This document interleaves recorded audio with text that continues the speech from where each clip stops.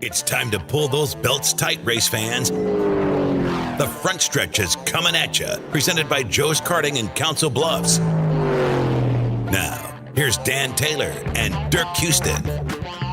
Well, good morning to you, race fans, and welcome to the front stretch, presented by Joe's Karting in Council Bluffs, online at joeskarting.com. Lots of stuff going on at Joe's Karting. There's the blind race, there's the Hammerhead giveaway, and there's the Racing with the Stars coming up in a few weeks. Buddy Ray Jones will be on the show in turn number 3 to preview that.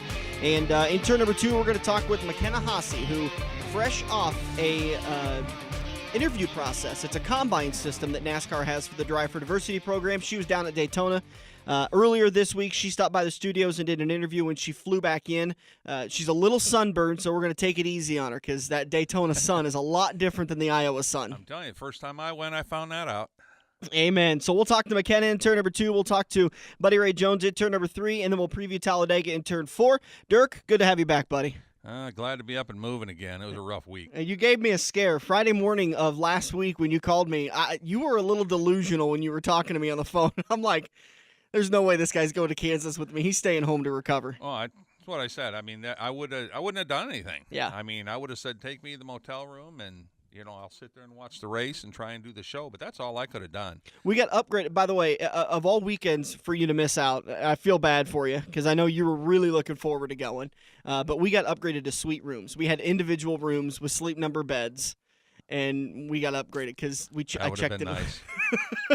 That would have been nice. Finally, you wouldn't have to deal with me snoring. Well, that never bothers me too much. I do the same thing sometimes. But I really wanted to go with, with the Crewman for the Day contest we had set up. I really wanted to be there for that. Yeah. I'm sure Brendan and Jeff and Eugene Shane had a great and everybody. Shane, I'm sure they were great with the guys. They really were. I was really impressed. Jeff and Eugene, Jeff was our winner, took his buddy Gene, and they were over the moon. They were really impressed with how friendly everybody was because they kind of expected to be in the background, just kind of watching things happen. But it was firsthand. They were hands-on experience. Yeah, I knew it would be. I knew Shane and Brenna to take good care of them, and I saw some of the pictures you were posting and stuff. So it looks like they had a good time, and that's what we were shooting for. Yeah, give somebody an experience that the normal person can't get. Yeah, and we were talking with the guys at Iowa Speedway when I was there on Friday about the whole contest, and Edward really wants to be involved in it next year. Oh, I'm sure he would. The good news is Brendan Gaughan signed on to Richard Childress Racing for another year, so we could work that relationship, and maybe we could do it at Iowa to kind of change up the track a little bit this time. So yeah, well, and if things are working and we got a great relationship with David Starr.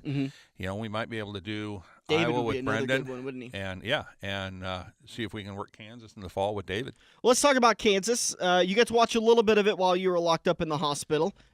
So just to kind of recap, the first kind of segment of the race, a lot of drivers were didn't really know what to expect because the weekend threw a lot of people for a loop with the weather. We were expecting sunny conditions, maybe a little bit of clouds, but on Friday and Saturday there was quite a bit of cloud cover, and so a lot of drivers tuned their cars based on a colder track and cloudless sky.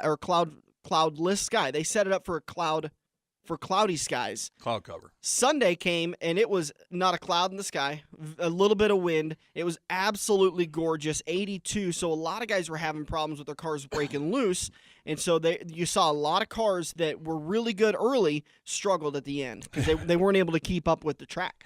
Well, it's a good thing they don't have the 2017 rules package, and they'd have been into the wall. Yeah, it was that 2017 rules package. We're going to try to talk about that in turn number 4, but it's getting closer. We're getting ever so closer, and we're hoping maybe as they step the rules a little closer to lower downforce pressure that we're going to see this side-by-side racing that we've been wanting at the mile-and-a-half tracks. Well, and they're also moving some of the stuff they've been doing. Like I said, we'll talk about it in turn 4. Yeah. Let's talk about the results from the Hollywood Casino 400. By the way, I hope everybody who won tickets had a great time. I know I saw a lot of people on Facebook. A lot of our friends go down there and have a good time at the races. It's pretty tough not to. When you go down and you have a beautiful day like Sunday, we had pretty good weather on Friday and Saturday. It was a little bit chilly. If you're a cold-blooded person, you probably had a hoodie or a coat on. But for me, I'm warm-blooded, and I was walking around in a polo shirt and jeans, and I was actually sweating. So absolutely beautiful weather conditions. I was so happy for what happened down there for Kansas Speedway. Speedway, and it looked like they had a pretty good crowd. Yeah, I mean, I'd called down because my girlfriend was wanting to go, so we were checking on tickets the week of the race, and I'd been down the last couple races, obviously, and noticed the stands weren't full, so I told Laura, we'll just get you the cheapest ticket they got, and then you can kind of sit where you want. Yeah. If the seat's open, sit down. And the lady says, I don't think we have any more of the $74 seats left. I think you're at $94 for the lowest thing we've got. And I'm like, okay. Well, that's good. That's good. And I know it's tough around here because especially for like my brother who's taken on the family business of being a farmer, he always wants to go down and enjoy the races. And he used to go back in June when it was a single race weekend for the NASCAR Cup Series. But it's tough now because May's planting season and October is harvest. And so these farmers, it's the only 2 times a year they've got to be in the field is right now. And so it's tough to try to pull Midwest fans, but I think Kansas did a very good job of it. And next year is going to help because they're going to have that extra week. Yeah. I kind of wonder about that a little bit because they talk about how moving it up to Kansas will be the elimination race. I kind of felt way drivers have been talking the last 2 years that Kansas to them was the elimination race already. They just had kind of a bonus round at Talladega. Well, nobody wants to go to Talladega needing to win. That's exactly it. That's why they were calling Kansas the elimination race. So, and that's what NASCAR listened to. We hear the drivers saying that. Yeah. So that's why we switched these two around. And I think that's going to be good. I think it will sell a few more tickets. Maybe being a week later in the schedule will also help because a lot of farmers will be done with harvest by that time. So they are able to, reap the rewards of their hard work and go down and enjoy a weekend at Kansas. Exactly. Your winners for the winner at Kansas Speedway, Kevin Harvick got the win. Man, what a dominant car by Kevin, or what a great car by Kevin. He only led 74 laps, but right there at the end, that last restart, he really showed that this guy, you get him within sniffing distance of the win, and forget about it. I mean, go to Vegas, and if you could find any bet that'll take it, he's going to get it. He was right there up there in the front row. I think if he'd have been farther back, he'd have been happy with probably a top 10 finish. Maybe not happy, but he'd have been good with the top 10 finish. But as soon as he smelled the lead, and he got a really good push on that final restart by Jimmy Johnson, he was able to get out in front of in front of Carl Edwards. And then Carl Edwards and Kyle Busch battled for probably 10 laps trying to get that runner-up spot away. And that really helped Kevin to pull out to the lead. And I heard a lot of chatter later on in the week that one of the Joe Gibbs Racing guys should have let each other go and said, Carl should have let Kyle go so that Kyle could have gone and at least gone and battled for the win, or Kyle should have let Carl go. That's so ridiculous. Well, they could have also, worked in a draft, and they'd have chased Kevin down in no time. But the thing that I kept seeing, and that what they were talking about on the radio, was that once these guys got separated, nobody was closing the distance on Kevin Harvick. Carl Edwards had, I think, probably they finally broke that fight up with about 10, 15 to go. Yeah, something like that. And Kevin maintained the lead. Well, yeah, but by then he'd used up what he had. Yeah. He wasn't going to be able to chase. But I'm 99% sure if those two would have lined up head to tail and gone after Harvick for 10 laps, they'd have caught him. That's the good thing. I really did like seeing that they didn't do that because Exactly. I loved watching this battle. And this is exactly what NASCAR wanted to create. If this would have been the old chase system, I think Kyle Busch and Carl Edwards probably would have communicated in some way back and forth and said, okay, let's work together and let's get up to Kevin Harvick, and then we'll battle for the lead later after we get by Kevin Harvick. But it's every man for himself, and they have got to get wins. Well, and those two drivers have history. Yeah. They might be teammates, but they've got history. They're not on the Christmas card lists of each other. Yeah, I don't think they do send credit. They sit in meetings, but they don't talk to each other. Carl Edwards came home runner-up. Second time he's finished second at Kansas Speedway after leading 61 laps. He looked like he had a very solid car, but just didn't get the restart. He was the leader for that final restart, but Jimmy Johnson just gave Kevin Harvick too good of a push going into turn one, and Kevin was able to pull away out of turn two.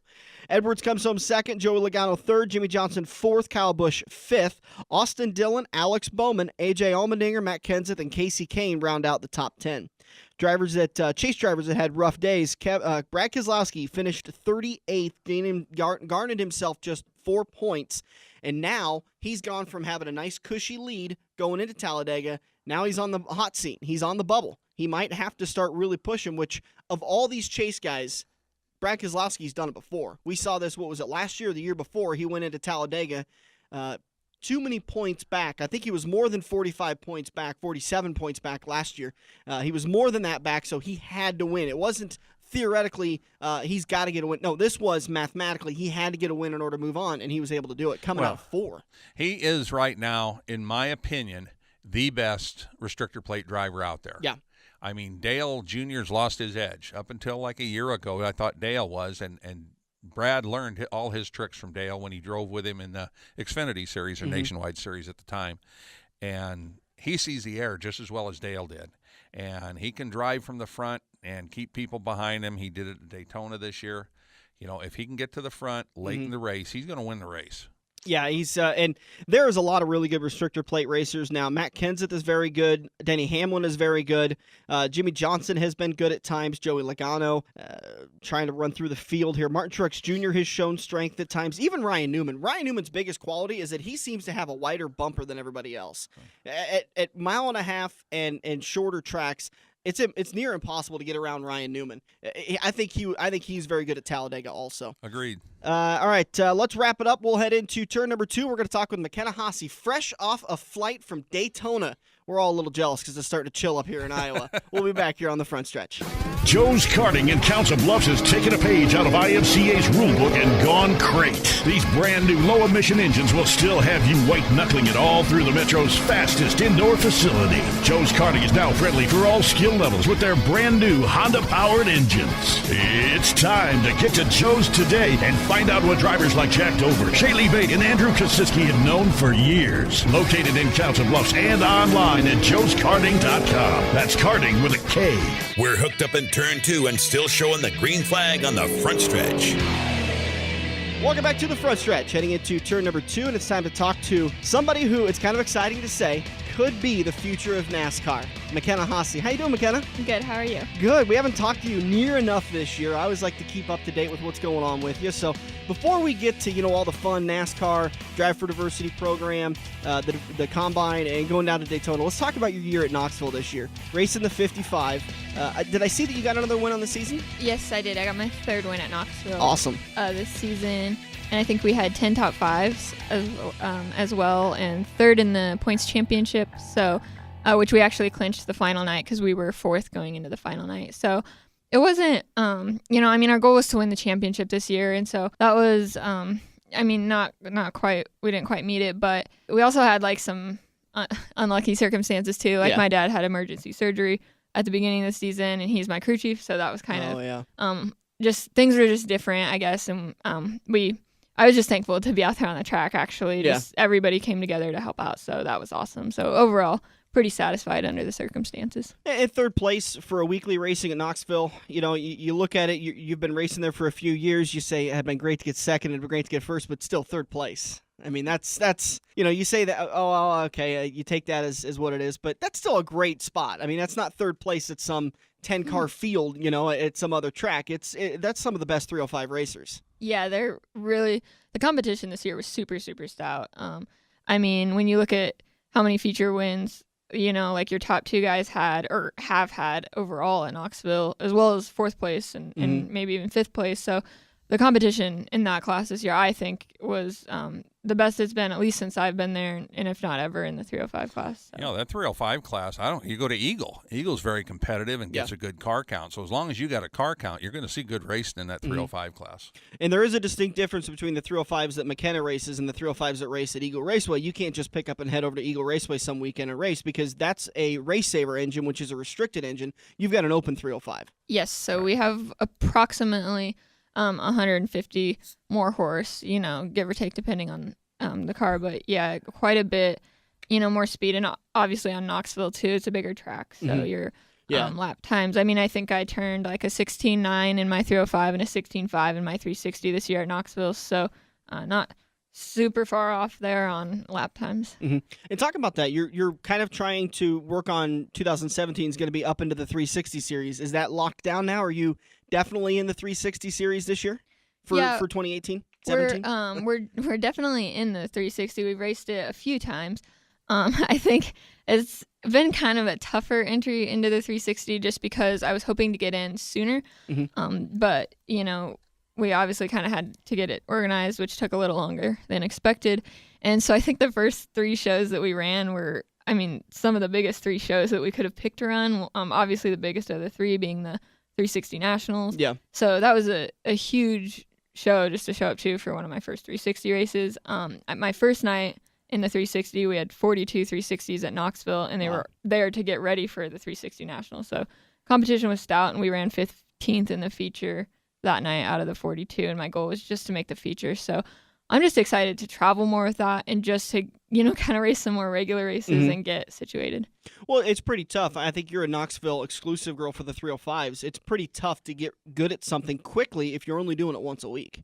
And so if you're able to tour around, race Knoxville on Saturday nights, but then hit another track on Friday and maybe one on Wednesday, then, it sounds kind of easy thinking, but you're tripling your experience in the car, which is just amazing. Yeah. But it's also a double-edged sword. It can really throw you off sometimes too. As a driver, you go to a track that's different, and a lot different, because Knoxville's by itself. There's nothing else like it, kind of like Eagles by itself. But and if you try and bounce back and forth between those 2 tracks, you could really screw yourself up. Yeah, and it was nice. We didn't travel obviously a lot this year, but it was still nice getting that experience. And my goal is just to race more next year, because I finally counted this year, and we've ran 36 sprint car races, or I've ran 36 sprint car races in my entire career, not just this year. Oh, wow. Yeah, so I had never actually counted. I was like 36. When you think some guys race 100 plus shows a year. 200 plus shows a year 200. For Rico and some of these guys. Yeah, and so to think that I've only ran 36 ever was kind of eye-opening for me. So I just think that if I could race more, I could, just get more experience and hopefully get to victory lane some more times. Right now, according to my math, and Dirk, feel free to fix my Iowa math here. I can do that. You've got about a 10% win ratio, right? Yes. 36 races, 3 wins. That's pretty close. Carry the 1, roughly 10%. I'm proud of myself. I got that right. Yeah. If I only had a sound effect for that, someday we'll get the budget for sound effects.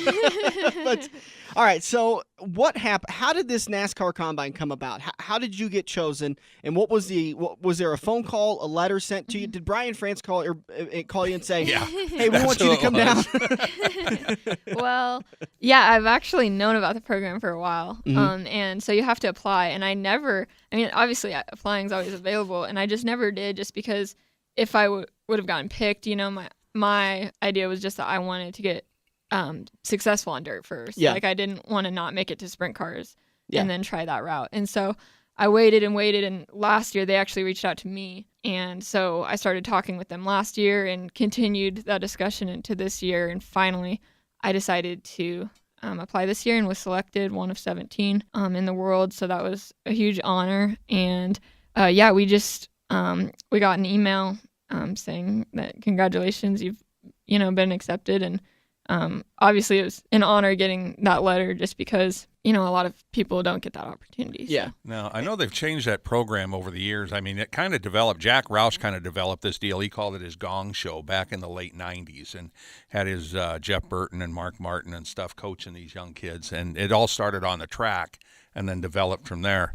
Did you do any on-track stuff this time, or was it all just like the interview process? No, it's on track. So the first half of the day is spent doing media interviews, and the second half of that day is spent doing physical fitness assessment, which are both tough, like tougher than they sound. And then the second day, we spent the whole day at the track from, I think we left at 7:15 in the morning and got back at almost 7 at night. So we spent the whole day on the track. We got 2 sessions and only 10 laps in each session. So not a lot of time. Well, when you got 17 drivers you're working with, things got to kind of move along. I'm kind of interested in the media side of it. We've always talked about, I've had this experience that interviewing some lower series, and I'm not talking bad about that. Interviewing some of the dirt guys, there's modern slangs and speaking forms that really make it hard for a fan to listen to a driver on an interview.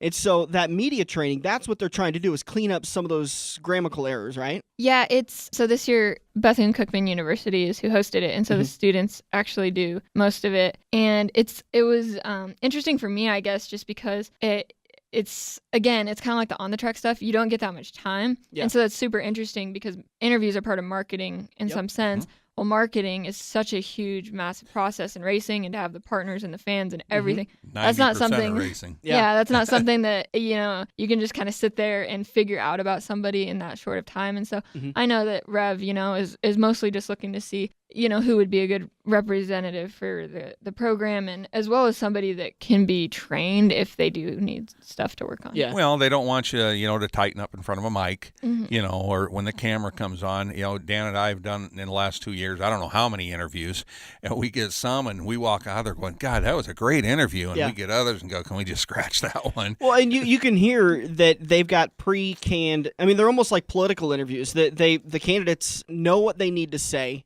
for just about every question, and then you have the guys that talk. I'm trying to think of like somebody off top. Like, okay, for instance, Jack Dover. I love having Jack in the studio because he's just very comfortable with interviews and very comfortable with talking to people, and he's very elegant the way he says things. Another person to talk about that would be Steve Letarte. He's a crew chief, and he's an engineer, and normally engineers will bore the living bejesus out of you, but he has a way of telling you things that it makes sense, and it breaks it down for the layman in me. Or Brendan or David Starr. Yep, I mean, yep. they're both good to talk to. We did, who was the one we did in Kansas? Spencer Gallagher. Yeah, that was a great interview. It was a great interview, but it was like it was forced. It was like he was flipping a switch every time we asked him a question. You could kind of see his face perk up, and it was really weird. So then you did the media stuff. You did the physical fitness training. So what'd you have, like push-ups, pull-ups, squats? It was 12-mile run. Well, we started off with like a group warm-up and a run, and then from there, I'm done right there. She said group warm-up. I'm done. I'm drinking. I'm sucking water. I'm sucking air. You're drinking beer. I'm holding my side because I got a stitch. Well, Yeah. Well, they told us. I thought it was funny when they told us to run a lap to warm up, because you literally just told 23 race car drivers to run a lap warming up, so you could tell that they're all putting on their helmets. Yeah, everybody just took off like so fast. I'm like, everybody's gonna be tired like after warm-ups. But after that, you do ladder. So they time you. So there's like two people, and they kind of go at the same time, and you do 5 ladders like back and forth. 100 jump ropes, 5 ladders, 25 of this, like you have to jump over cones 25 times, 25 ab wheels, 25 push-ups, and 100 sit-ups, and they time you on how fast you can do it. And so like 5-6 minutes, if you can get it all done, that was like pretty decent time. Dan and I are in the 5 or 6 week category. Give me an hour. I might be able to, some orange juice, maybe a granola bar. I might be able to pull that off in an hour. That's ridiculous. But that's all stuff you need to have, because you know it as a sprint car driver. It's physically demanding. It's not like you've got the most cut abs or the biggest thighs or the biggest arms like football players, but you have to be physically trim in order to be able to wheel this car around the speedways. Yes, and they, going into the combine, these cars are 3,500 pounds, I think, and mine's 1,500. So it was kind of weird because I was expecting it to feel heavy, but afterwards, my sprint car is so much more demanding when it comes to like my arms. It takes so much strength to hang on and to not let go. And I've always noticed that, and it's probably the easiest one to notice it on some of the female drivers. Like Shaylee Bade has the most toned shoulders and biceps of any female I know. Well, she's a gym rat too. Yeah, so. and you're the same way. You're very physically fit, and your arms are. I realized a long time ago I'm not going to mouth off to you because you could smack the daylights out of me if you decided you needed to. Yeah, we were doing a little bit of martial arts down there. Well, that's right up your alley. Aren't you a karate girl? Yes, yeah. They wanted to see some of my stuff. Yeah. So we did a few things. Did they work with you much with like social media on how to understand how to use marketing for social media to be able to get your name out there too? A little bit, because, like Honda Generators, New Smyrna Speedway, and, Perry's Ocean Edge Resort, along with a variety of other partners, are who, partnered with Rev Racing and sponsored the Combine. And so we did get like a social media list, I guess, of people to try and mention, and they encouraged us to tweet and post throughout the Combine as well. So was this Combine, was it more of a learning experience or still more of like an interview process where they told you a little bit, but they wanted to watch and see what you would do with that information? They want you to learn like a lot, which was really neat for me because I've never really had anybody teach me how to drive. Yeah. I've kind of always taught myself, and then people have given me pointers or I've asked for advice from other people. But I can't really say that anybody's ever just sat me down and, this is how to do it, just because, like nobody in my family ever did it. And so it was interesting to get to work with the crews and have them, teach you. And I guess they wanted to teach me more than I expected. I guess I thought they would just expect me to kind of know more and just go do it. So that was really cool for me. But they also almost fed you the bait a little bit and kind of saw what you did with it as far as even just interacting with other drivers. They're always watching that. They're watching where you're walking around the track, what you're doing, when, just anything like that. Yeah. Just those interactions, there's people always kind of watching you to see how you handle the situation. So you've never actually attended anybody, like I know Shane Carson has a driving school down in Oklahoma. You've never actually gone to a driving school anywhere? No, I've never. Honestly, almost every car I've gotten into, most of what I've learned has come from YouTube. Yeah. honestly. So that's a good tool nowadays. Well, Denny Hamlin said the first time he won Pocono, it was thanks to PlayStation.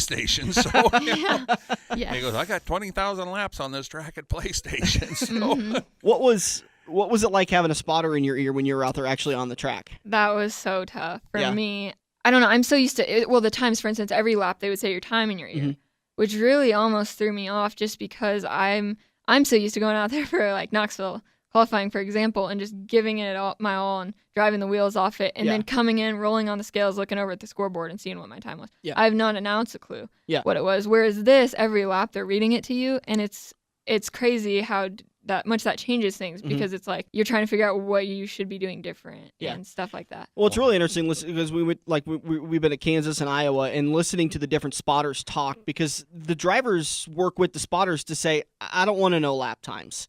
I don't need to know all this information. There's other ones that are like, you need to give me all the information in the world. Yeah, I want to know my lap time. I want to know how far I am behind and how far the one behind me is. And give me lines that everyone else is doing where I can improve. So it's really interesting to see what the driver likes to do and likes to have thrown at them, or if they like to just be silent. It's really interesting what some runs, listening to the Kevin Harvick radio, there's zero communication.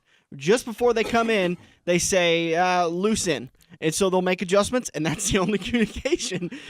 But then there's other ones that it's constant. The spotter is almost on the radio all the time. Yeah, that was another thing I learned because after the first session, they were like, well, you can just tell them if you don't, what you want them to tell you, which, I guess I didn't realize that at first, but that was definitely something that I learned is like, I would just like, just to go and were they talking to you about, try a higher entrance into 3 or into 1 or, use a different apex or anything like that while you were running? Yes, they would kind of tell you like your different entries or, lines, pickup points, stuff like that. And then also with me too, just because I'd never done it, they would almost interleave my throttles. And so they would say like, show us 25, show us 70, 100, 50, and percent. Kind of, percent. Throttle percent, yep. And just kind of do it that way. And that was actually kind of fun. Really? Yeah, it's always nice to just kind of go fly, you know what I mean? And just kind of do your own thing. But it was really cool too to just kind of have that coaching. Well, that's kind of, if you go back, I don't know if you're old enough to remember the movie Days of Thunder. You've probably seen it sometime in your life. No, never. You need to go watch it because it's your story. Okay. Played by Tom Cruise. Okay. He's a sprint car driver from California, and his tryout is at Charlotte in a cup car. And so he goes to Charlotte, and then he rimps around the cup car, and he breaks the track record the first time he's ever been on asphalt in a cup car. Oh, wow. But then he gets to like go into a practice, and he burns tires up in 10 laps and stuff like that. And so they finally talk to him.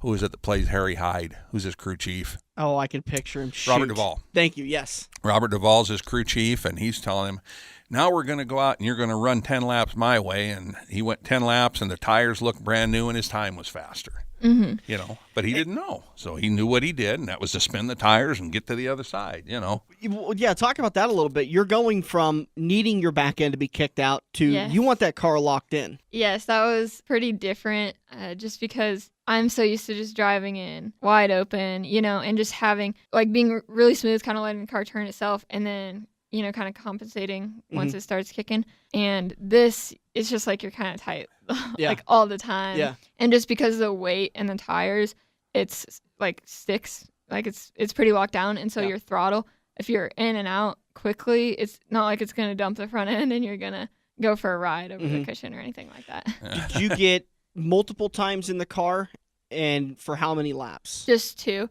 one session in the morning for 10, and then another session in the afternoon, 10 laps. Boy, as that's well. tough. That's tough to impress in 10 laps, especially Yes. since you've never raced on Well, asphalt. yeah, with no before. experience Yeah. on asphalt. That'd be Yes. terribly tough. I mean, Courtney Koziski said the same thing when she went to it several years ago, Mm-hmm. that it was just murder, because I'd never been on asphalt before. I didn't Yeah. know what to do.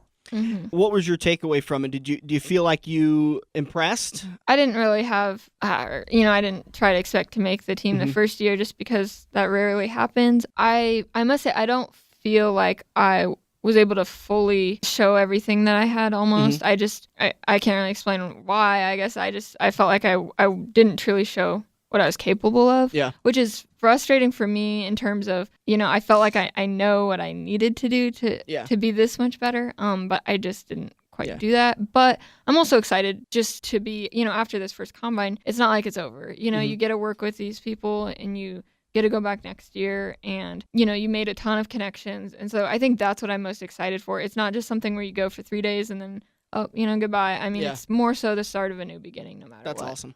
Well, I mean, we talked to Mark Wolf, who works on the pit crew for Kevin Harvick, and he's from Omaha. And he'd met a guy in college down in St. Louis that ended up with Rev through the combine. I don't remember his name right now, but he's still running one of their late models up there in North Carolina. And like Mark said, he goes, I stopped by their shop, and hell, Mark's a banker during the day. He just shows up the track and dumps gas for Harvick during the weekend. It's like it's a pretty cool gig. That's awesome. If Harvick's crew keeps having issues, Wolf may be up to number one. Yeah, that could be. But back to talking about McKenna Haase, by the way, that's who we've been talking to for the last 20 minutes. Racing the 55 sprint car over at Knoxville Raceway in the 305s. Planning on making the move up to the 360s for the 2017 season. What else did you get to do down at Daytona that we haven't covered yet? You did physical fitness, you did media training, you did some on-track time. What else did you guys get to do? Well, we got to have a reception at the NASCAR Daytona office. And so that was after the first day. So at the end of the day, we went out on the 8th floor balcony, had a reception out there looking out over Daytona Speedway. So that was really awesome at night to see that all lit up. And just we got to meet with a bunch of NASCAR people and just get to talk with them, which was really cool. And like the first day, they also came. So like Mike Helton was there and stuff like that. And they all spoke to us. So that was just neat just to get to, I mean, I'm a people person and a business person as well. So I just enjoy talking with other people and other business people as well and just getting to know them. So that was neat. How many days were you down there? I was actually down there almost a week just because we went down a little early. Took some time. Yep, and the way the flights worked out too. So we went down there early, and the last day of the combine, they let us out early. So a lot of the drivers went down to the beach and went bodyboarding and swam in the pool, which was really fun. Well, I was going to ask you, did you drive the beach? My first year I went to Daytona, I drove the beach. I took a day, and I went down and drove up and down. Cost you like $7. Yeah. And it's like 13 miles. Wow. But I took my old Renault Monte Carlo out there and Yeah. up and down the beach. Yeah, you can drive. We drove down it a little bit, but yeah, the drivers, we spent like the whole day out there, so it was awesome. That's cool. So, and not to tease you, but what happened with the sunburn? How did that? Was it yes. lack? Because I'm 34. I've learned the ways to get sunburned, and I'm slowly learning how to prevent it. So I was just curious as to what happened. Was it non-application? Yeah, well, not completely. So we were out there for a while, and the water, like I've never swam in the ocean, by the way. This was my first time ever. Okay. Second time seeing the ocean. Big, isn't it? Yeah, huge, and I had never been in it, and so And saltier than I expected when very salty. I couldn't believe Gritty. how the salinity. Yeah. Yes. Gritty. Anyways. Yes. So like that salt water was burning, just kind of like my hands and my face and stuff. So I couldn't tell if it was that or the sun. And then after a while, I'm like, okay, maybe I should put sunscreen on. But I definitely think I was too late because we were out there from I think 10 in the morning until till the sunset. Yeah. And so Wow. So yeah, so it was long, and so I'm super burnt. It's bad. I learned the hard way, and the very hard way, by the way, that sunscreen will expire. And they're not kidding when they say reapply every 2 hours. That's the two things that really got me. And for 3-4 years in a row, I came back from my trips to the Ozarks or to Mexico just fried. I mean, to the points where I couldn't wear a shirt because it hurt to have a shirt on for about 3 or 4 days. No sleep. So yeah, take those two things away from this interview is that sunscreen does expire. And when it does, it turns into a magnifying glass. Oh no. It is terrible. And then reapply. They're not kidding. Yes, I did not reapply very much. So. And you've got to wait the 15 minutes. When you apply it, you got to wait 15 minutes before getting out into the sun so that it has time to set up. I didn't do any of that. Yeah. It's amazing. like most of the times with directions on things, you're like, they're just trying to make themselves more money. No, they're serious when it comes to sunscreen. And for me, it's SPF 75. I use 70. Okay, there you go. Like Good. extra Good. mile. All right. Well, good luck in 2017. We're going to talk to you before the season again. Thanks again for coming in. Yeah, thank you so much for having me. Thank you. McKenna. Make sure to follow her on Facebook, McKenna Haase. That's the racing page, and follow some of your sponsors. You've got a lot of great sponsors, and you've got discounts on Chicks Gear, right? Yes, we do have discounts on Chicks Gear. If you use coupon code MHSPONSOR, when you check out, you get $5 off. Iowa Select Farms is my primary partner. They've been phenomenal to work with. My other primary partners are Wyckoff Heating and Cooling, Casey's General Stores, Stein Seed Company, and Tier Endurance Sport. So definitely blessed to have all of them on board. You got a good sponsor with Casey's. I use Yeah. them all the time. They got good pizza, just like they say. For some reason, I can't figure it out. Everywhere in Council Bluffs, gas is $2.11, but at the Casey's, it's $1.99. I mean, They sell so much pizza they can give their gas there you away. go. I love it. I love it. I got to go fill up this afternoon. Thanks again, McKenna. Have a Yes. great time back. Yes, thank you. We'll be back here on the front stretch. Joe's Karting is giving away a Hammerhead ATV to one of its members on December 17th. All you have to do is get to Joe's and do some racing. Purchase a 16-lap Hammerhead race for $20 plus tax and you're in. On December 17th, Joe's will open the registration box and one lucky customer will win a Hammerhead GTS 150 or a Hammerhead Torpedo. Get to joeskarting.com for more details and rules. It's time to get to Joe's Karting and find out what all your friends already know. If you love wings, if you love rings, and all kinds of other tempting things, great times, great food, get to Quaker Steak and Lube. Quaker Steak and Lube is the official watering hole for the front stretch and the best place to catch all the NASCAR action today. Open at 11 a.m. with delivery available to Council Bluffs. Great times, great food, get to Quaker Steak and Lube. Feather the brake and get back to the gas. Dan and Dirk are headed into turn 3 on the front stretch. Welcome back to the radio show. Heading into turn number 3. Time to talk Racing with the Stars, a local charity event that Buddy Ray Jones, you host, the driver of the 25 Sport Mod. Let me ask you this before we get started. There was a big conversation at I-80 because I was told at the Cornhusker Classic they're no longer B mods, they're Sport mods, because we're worried that people start to feel like B mod is less than an A mod. And in the back of my mind, I'm thinking, It is. I mean, it is. It's less horsepower and it's less setup, right? I And mean, less it's a money. Yeah. Or is it? Or is as it a driver of a sport mod, I've been racing I-80 for years. Yeah. B mod, sport mod to me, it's all the same thing. Yeah. And when I talk to guys from down south, B mods are a very viable class. It's unsanctioned. Yeah. With some of these tracks. So yeah. when you see B mods, and I'm talking to a guy from Arkansas or Missouri, they're like, are you sport mod or B mod?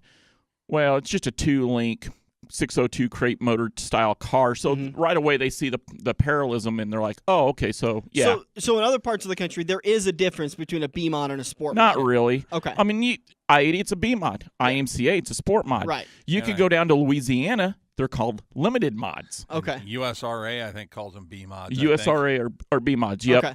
So it's just and I think the worry was that if we called them B mods, they'd feel like less of a series. well, let me ask you this: you're the track announcer at I-80 Speedway. You have the Grand National late models. Yeah. Now some of those guys are running crate motors. Yeah. Now, what can you tell me about the Smith late models? Nothing. They are I all. mean, and this is what I'm going at. The Nesmith crate late models are all crate late models. Yeah. So when you hear the Smith late model, and then you mention a Grand National, one sounds more prevalent than the other when really they're the exact same car. Yeah, that's true. Well, you tell Dan there's a crate under the hood. He goes over and looks at the hood and looks for a big bunch of wood. So The last time hold on. Speaker. I got to mention, first of all, it's great to be back on the front stretch here. But the last time I showed Dan what a crate was, he was looking for something from Goodrich Dairy. there you go. Hey, it's been fun learning this stuff in the terminology, and honestly, with my memory, it's been fun relearning it and relearning it, and think like when you're talking about the difference between a Grand National late model, they look identical. They do. The great thing for me is that if I'm seeing a modified roll out on the speedway, I look for the wing and I go A mod or B mod. You mean Or the spoiler? That's Sport huge. mod. That's one of the Yeah, biggest sport, things yeah. with the fans nationwide is, back in the day, you go back 6-7 years ago and you could have 4 or 5 different classes of late models and everybody's like, well, what class is late? And it confuses the fans. Yeah. And so, like, perfect example with you. You see the blade on the back of the or spoilers, we call it also, on the back of the modified. All of a sudden, you're like, it's either a USMTS kart or a B mod, sport mod. Mm-hmm. Which one is it? And that first year at Crawford was a nightmare because first off, I just see a car roll out, and I turn to Randy Tiffy and I go, "Which one's this?" And he goes, "Hobby stock." And then another one, so hobby stock, and he goes, "No, that's a stock car." And I'm like, "Look at the tires." Okay, all right. And then modifieds roll out, and I'm like, what? Anyway, so yeah, it's yeah, that was a pretty fun year. Fun for who? I didn't have any fun that year. I mean, eventually I had fun watching the races, but it was torture. Your learning curve was brutal that year. It's still brutal because I'm at I-80 where they expect a lot more out of me, and I'm still that dumb kid that learned racing. Oh, you've gotten a lot ago. better. You've gotten a lot better. Unless you talk to the Sport Compact people. By the way, last car. Whoa.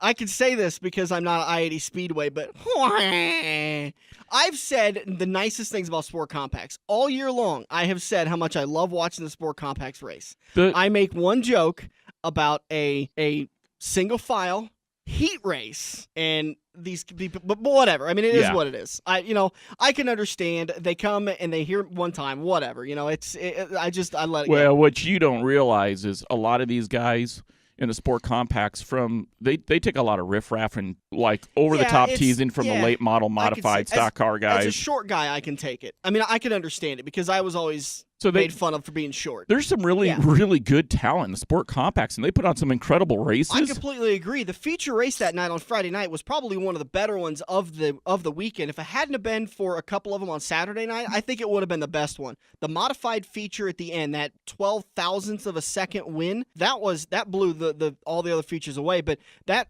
Sport Compact feature on Friday night was amazing because it was 3-4 wide battle for the lead the entire race. No, what's really funny is, the last 4 or 5 years, they've had a kind of a chip on their shoulder because everybody teases them. Mm-hmm. Well, now we're all standing on top of the toter homes going, "Hey, Dirk, I want to go drive Eric Cronin's car. I want to try it one time." Yeah. So there's actually kind of a movement in the pits where some of us guys in these bigger class cars, we actually want to drive these things. Well, it'd be kind of nice because it's not setup. Those cars are locked in. Oh no, there's tight. a setup to them. Oh, there's setup, but not near as much as like a modified. A lot more than you think. Really? Because I think it's more in the driver's hands than it is like you're adjusting shock packages and you don't have they do all link that. changes. They do all that. Okay. Now, here's a funny thing. Can you imagine Jesse Dennis and Chris Abelson in a Sport Compact? They'd probably still wreck each other. Well, I can guarantee it probably wouldn't be legal. Yeah.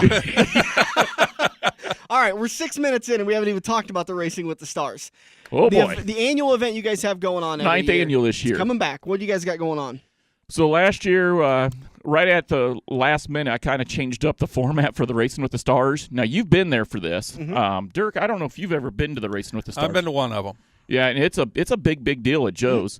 So starting last year, and we're doing it again this year, there's going to be 10 flights of races. So keep with me here on the math. There's 10 flights of races. Let me get a pen. 5 races per flight. In each race, there's going to be 4 celebrities and 6 general public. That way we have 10 to a race. Okay. After all 50 8-lap races are done, we're going to take the top 10 fastest general public by lap time. They're going to go to a 16-lap qualifying A feature. Mm-hmm. Last year's champion, Corey Wilson, will be back. We no longer have the champions provisional for the big show. We're out of those 20 celebrities that I have, which as of right now of the recording, there's 2 spots open. I'm going to take the top 9 fastest out of those 20 celebrities with the last year's champion, Corey Wilson. Mm-hmm. And they're going to do a 16-lap qualifying feature. Top 5 positions, finishing positions in each qualifying feature will start the 25-lap main event. Awesome. And for the general public, costs? $10. And I believe how much of it goes to the Holiday Horsepower Driver? Well, the owner of Joe's, he was really gracious last year. It's always been it's $10 per 8-lap race.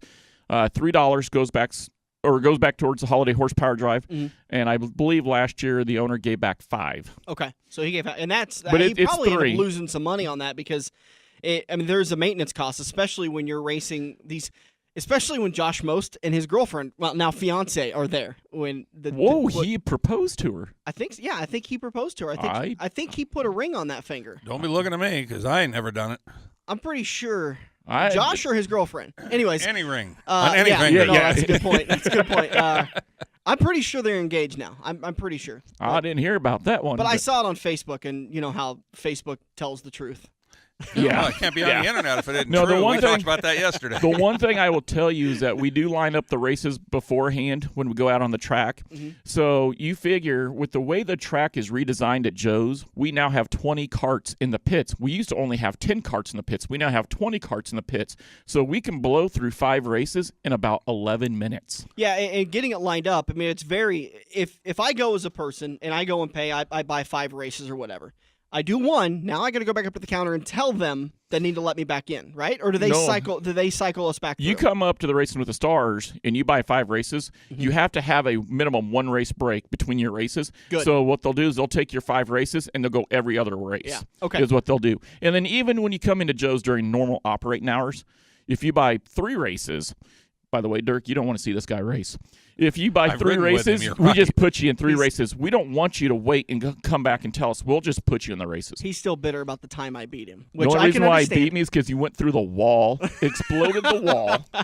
If you're going to win, a win's a win, dude. I thought he was going to say it was gas mileage. I can actually say it did not rain out. It was not a rain-delayed race or a race called early on rain. I won that race legit, and I don't know how I did it, but I did it, and I'm proud of it. I'm taking it to the grave. 50 other times him and I have raced, he kicked my butt, but I took that one, and that's all I got. Oh, trust me, I never heard the end of it. I've got one question about the qualifying setup. I know you guys have that weight correction formula. Is that used during this? No. Okay. That's just Nope. that was for another promotion. That was a different promotion. Okay. That was the Dirt Racing Challenge, which went really, really well. Well, I'm just saying, for a guy like me to come over there and do this, where I'm spotting, half these people 100 pounds. Well, you got to that remember, would give me a chance. You got to remember the heavier guys. We have the crate engines now, so they chip out at 3,900 RPM. So a lighter weight guy like Dan might come off the corner a lot faster than you, but he's going to chip out a lot quicker on the straightaway versus you. Yeah, but and so by the time he goes in the right-hand sweeper, you guys are neck and neck. Yeah, but I just know from doing these. I mean, I've done indoor karting all over the country when I was an official. I mean, if there was a track within 10 miles of the motel, we found it, and we'd go beat each other up. And I just know from doing it that momentum is such a big deal with, when you're talking so much weight on such a little tire with such a little motor that you got to keep it up. I'm 205 pounds now, and I'm an average 15.1 second a lap kind of racer. And Justin Husky is one of our big guys in there. He's 298 pounds and will run 14.9s.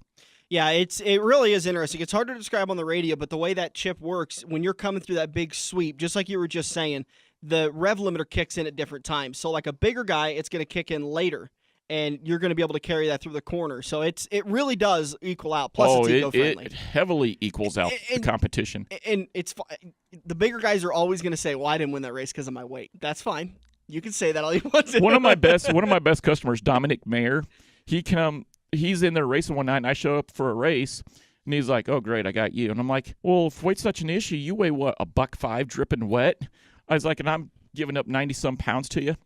I killed him by over 3/4 of a second a lap on average. Yeah. It's all about braking, honestly. Going slower makes you go faster. Sometimes. With the crate engine, slower is faster inside Joe's. Use the brakes. Do you allow them to drag the brakes now? I thought I saw something on Facebook with your guys'. I cannot deny nor confirm that. Okay. Because it ends up tearing up a lot of equipment. Yeah. So, yeah, you can have some brake fade. Yeah. And by the way, you'll have brake failure if you do it too much. Yeah. And that results in you going through the wall. And winning races. I would say through the wall. Yeah. Yeah. The Goodyear Eagles protect you, by the way. Yeah, they do. A lot of Goodyear Eagles. The Wranglers are really good. Yeah. So. All right. Racing with the Stars. When is it again? November 6th, okay. Noon to 4. Okay. Last year, I think we were done overall by 3:30. Mm-hmm. Hey, with the Hammerhead deal, during the Racing with the Stars, a Hammerhead promotion is still going on. You buy a Hammerhead race during the Racing with the Stars, I'll give you a free race. And then this year, for the first time ever, weather permitting, we're putting all the great big bounce houses up outside for all the little awesome. kids. So And now Dirk can come in and hang out with all the celebrities, and you can go play in the bounce house. Awesome. Oh, you know me We'll too even well get still. some milk for you. Chocolate, please. I prefer Yeah. chocolate. All right, joeskarting.com, karting with a K, the information. You can find Buddy Ray on Facebook, Buddy Ray Jones, his personal page. And then I imagine you've got Racing with the Stars event pages on your page? Yeah, actually, it's its own event page. Okay. Just go to 2016 Racing with the Stars. Next year will be the 10th annual, so we're already planning for that, trying to get bigger and better and badder for next year. Talk to me about some of the celebrities who are going to be racing at the Racing with the Oh, Stars. boy, we got an all-star list. I've heard. Andrew Berg, the 2016 Super Nationals Hobby Stock Champion, is going to be there. Doug Smith, the 2016 Sport Mod Super Nationals Champion, is going to be there. Jordan Boston, I'm sorry. Okay. Sprint car driver from Eagle Raceway, he's going to be there.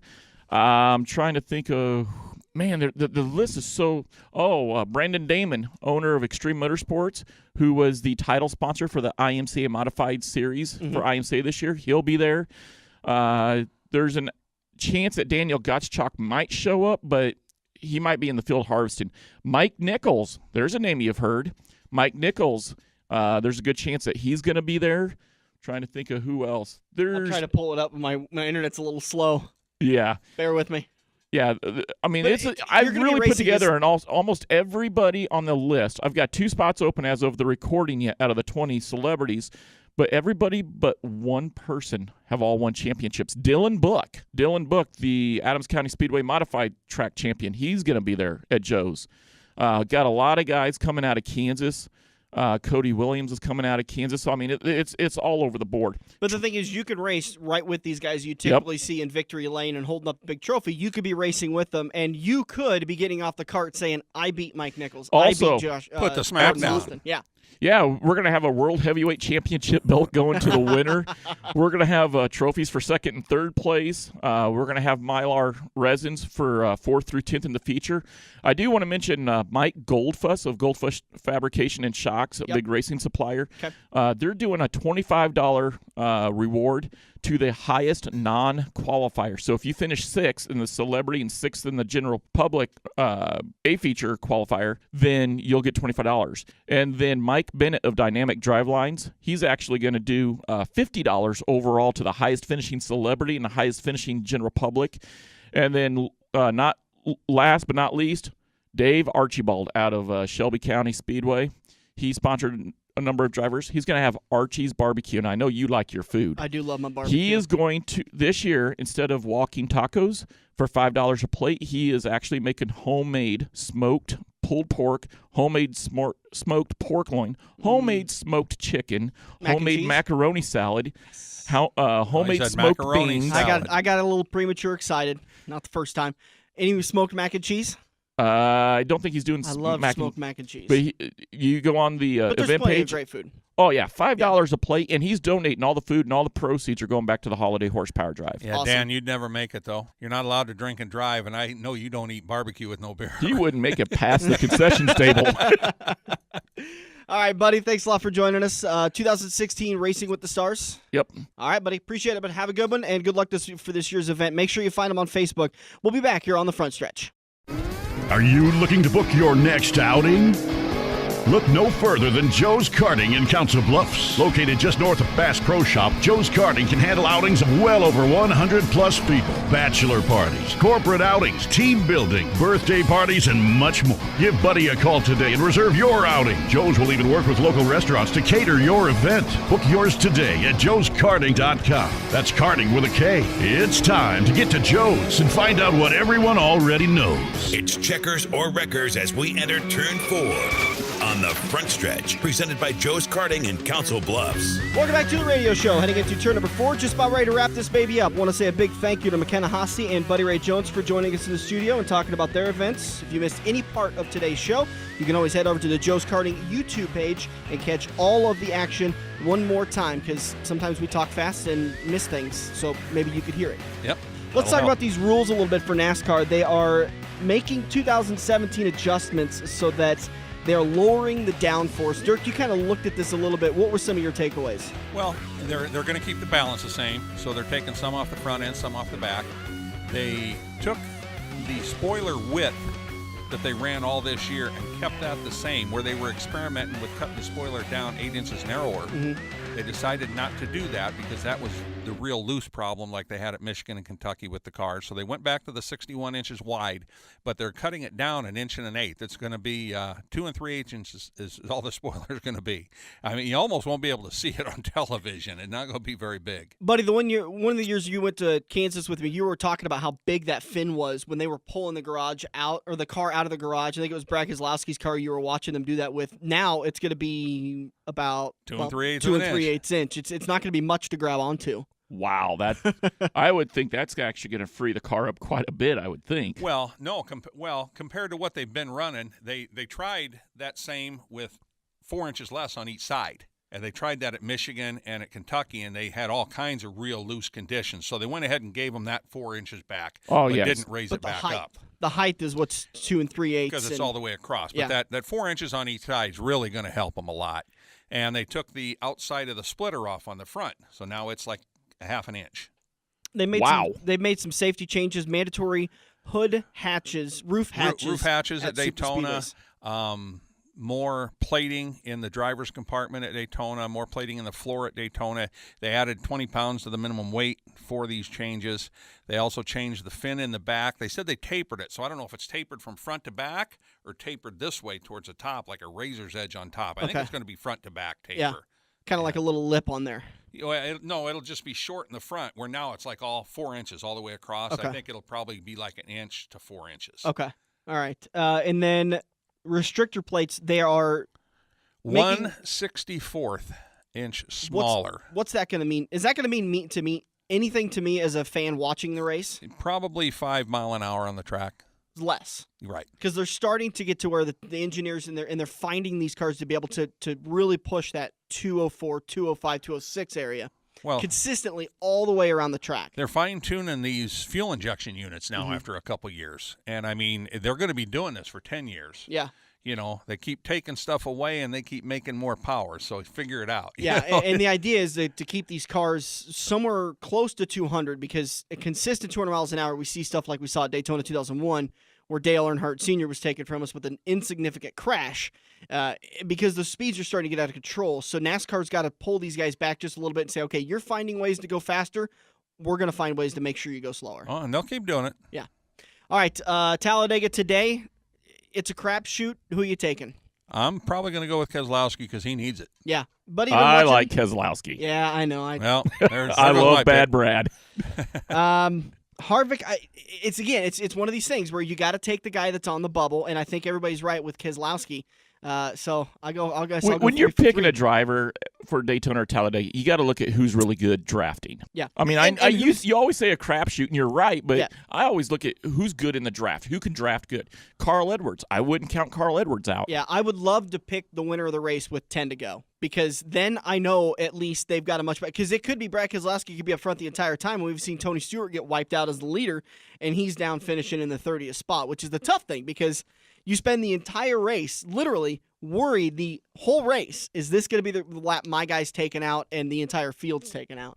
So we head to Martinsville next weekend. Make sure you get your picks in. Green flag waves at about 1 o'clock today. Buddy, again, thanks for coming in, man. No problem. Thanks for having me. Thanks, buddy. Make sure and catch the race today at Quaker Steak and Lube, the official watering hole of the front stretch. Coverage starts on NBCSN and MRN at 12:30. Green flag set to wave at about 1 o'clock for Talladega.